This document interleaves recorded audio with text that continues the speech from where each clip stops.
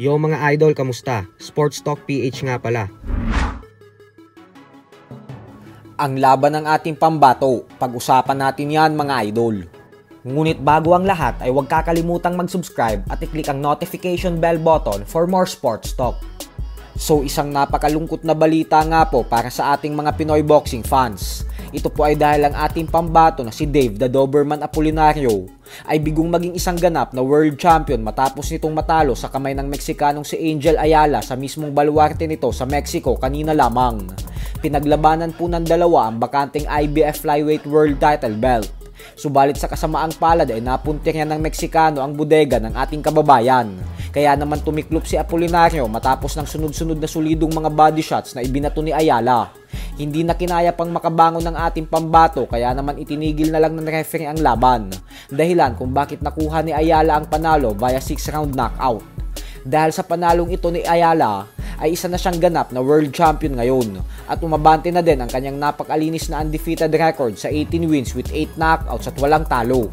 Habang si Apolinario naman ay natikman ang kanyang kauna-unahang talo sa kanyang buong professional boxing career. Sa kabilang banda naman mga idol ay excited na nga po ang maraming Pinoy boxing fans matapos kumalat ng balita kahapon na makikita na natin na lumaban ulit ang former 3 Division World Champion angas ng Pinas, General Casimero sa buwan ng October ngayong taon. Kung saan napagbabalitaan na isang former world champion umano ang makakasagupa nito para sa isang championship fight na gaganapin sa bansang Japan. Wala pa po tayong ideya kung sino ang makakasagupa ni Casimero dahil mismo ang promoter na si Masayuki Ito ng Treasure Boxing Promotions umano ang mag-aanunsyo nito sa mga susunod na araw. Sobrang sabik na po ang mga Pinoy fans na muling makitang sumampa sa ibabaw ng lona si Casimero.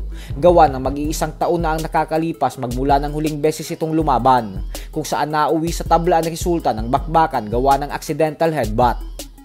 Pero ganun pa man nga po ay natanong naman si Casimero sa isa sa kanyang mga Facebook live patungkol sa matagal niya nang hinahamon na si current undisputed super bantamweight world champion Japanese monster na Naoya Inoue.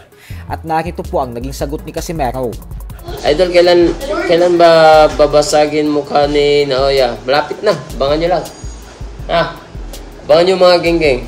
Sa kasalukuyan po ay naghahanda si Inoue para sa kanyang world title defense kontra sa former world champion na si TJ Duheny na siyang nakatakdang ganapin sa susunod na buwan. Nababatikos po ng gusto si Inoue nang dahil sa paparating niyang laban kontra kay Duheny. Gawa ng kumbinsido ang madaming fans na walang pag-asang manalo si Duheny sa kanya dahil sobrang layo naman daw ng level nito kumpara sa binansagang halimaw ng Japan. Kaya naman dahil dyan ay walang masyadong nag-aabang sa paparating na laban na ito ni Inoue. Bukod dyan ay tinatawag na din ito ngayon na isang cherry picker, yung tipong namimili ng kalaban upang masigurado na siya lagi ang panalo. So hanggang dito na lang po muna tayo mga idol.